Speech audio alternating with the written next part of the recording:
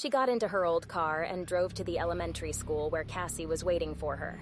Cassie was her youngest child, a sweet and cheerful 6-year-old girl who loved drawing and playing with dolls. "Hi, Mommy," Cassie greeted her with a hug as Ellie got out of the car. "Hi, sweetie. How was your day?" "It was good. We learned about animals today." "That's nice. Did you draw any pictures?" "Yes. Look!" Cassie showed her a piece of paper with a colorful drawing of a unicorn. "That's beautiful. You're such a talented artist." "Thanks. Can we go get ice cream?" "Maybe later, honey. We have to pick up your brother and sister first." "Okay." Ellie buckled Cassie into the back seat and drove to the high school where Danny and Bridget were waiting for her. Danny was her oldest child, a rebellious and moody 16-year-old boy who loved music and video games. Bridget was her middle child, a smart and sarcastic 14-year-old girl who loved reading and science. "Hey, Mom," Danny said as he got into the car. "Hey," Ellie said. "What's for dinner?" Bridget asked as she got into the car. "I don't know yet," Ellie said. "Can we order pizza?" Danny asked. "No," Ellie said. "Why not?" Danny asked. "Because we can't afford it," Ellie said. "We never have anything good," Bridget complained. "We have plenty of good things," Ellie said. "Like what?" Bridget challenged. Like love," Ellie said lamely. "That's cheesy," Bridget said. "That's true," Ellie said. "Whatever," Danny said. Ellie sighed and drove to their apartment. She wished she could provide a better life for her kids, but she was barely making ends meet. She worked hard, but she never seemed to get ahead. She had no savings, no insurance, no support. She was on her own, and it was tough. She parked the car in front of the building and got out. She looked up at the apartment complex and felt a wave of depression. It was a rundown 4-story structure that looked like it was about to collapse. The paint was peeling, the windows were cracked, and the stairs were creaky. It was a dump, and she hated it. She grabbed her bag and walked to the entrance, followed by her kids.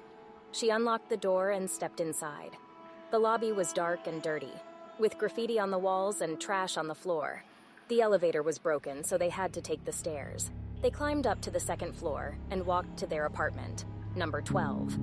Ellie unlocked the door and opened it. The apartment was small and cramped, with 2 bedrooms, a bathroom, a kitchen, and a living room.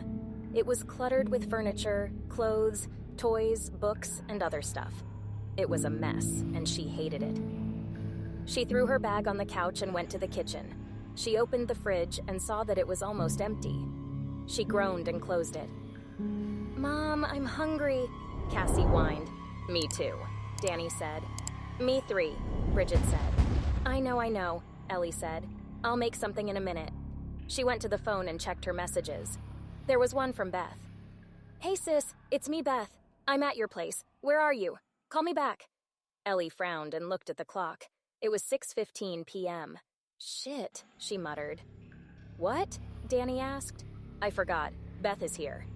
"Who's Beth?" Cassie asked. "She's your aunt," Ellie said. "We have an aunt?" Bridget asked. "Yes, you do," Ellie said. "Where is she?" Danny asked. "She's in the living room," Ellie said. She walked to the living room and saw Beth sitting on the couch. She looked surprised and nervous. "Hey," Ellie said. "Hey," Beth said. They stared at each other awkwardly for a moment. "Sorry I'm late," Ellie said. "It's okay," Beth said. Ellie introduced her kids to Beth, who smiled politely and said hello. The kids looked at her curiously and said hello back.